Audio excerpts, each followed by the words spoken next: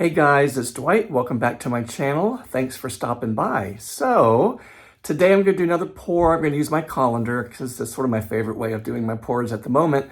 And I'm going to use the same colors that I used in my last pour that I did last week. It's the most latest video that I did. But I'm going to change the order that I'm pouring. I'm going to put the sort of bluish silver as well as the deeper brown on the bottom, and then put my more neutrals on top of that and mix some white in between. So I'm going to be working on a 24 by 36 canvas, and we're going to do just a little bit of white in this one. We'll see how it turns out. So hold on, I'm going to show you the order of the paints, and I'll show you the paints when they're all mixed up in just a few moments.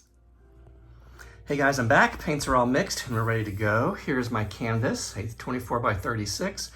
And as you can see, these are some of the same colors that I used in my last pour, which is right there. This is rose gold. This is champagne, but it's a mixture of champagne by Got a Deal, which is sort of yellowish orange. I added some gold to it, and I added some folk art champagne, which is a lighter yellow, a paler yellow. This is gold. This is Artist Loft Soft Body White. This is, I believe, raw umber. I always get that wrong. Let me double check that. Burnt sienna. I need to know my colors. Burnt sienna, and then this is a little bit of silver and blue mixed together. Then here's my black Artist Loft Soft Body Black.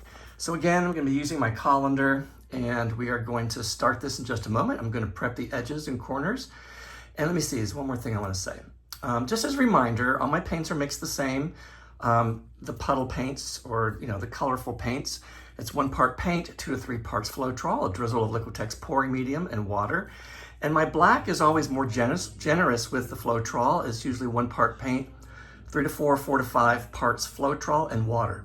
Tons of water to make these all thin paints. Okay, hold on. We'll get started here in just a moment.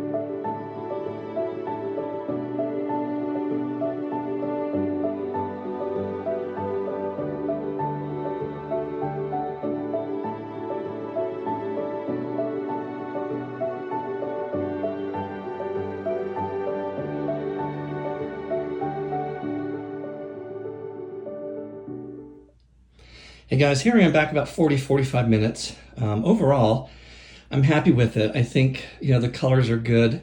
It's different than this, but boy, that brown really takes over. And I only use around 4 ounces. That, was it raw sienna, I think it was. But let me tell you about what the problem is here. You'll probably say, oh, what's wrong with it? It looks fine to me. Well, right now, I'm sure it's going to continue to move, but see how big those cells are all through there. They're huge. And what that says to me is that my paints were too thin, and even my black paint was too thin. So a lot of the cells sort of grew, I mean, they're different than these over here. So if you can see how these are more defined, yeah, and then these, they're just big blobs. And I'm like, some of these right here, I think are just gonna sink in the paint. So, you know, I kept adding water to my black, so I think that's the culprit, unfortunately.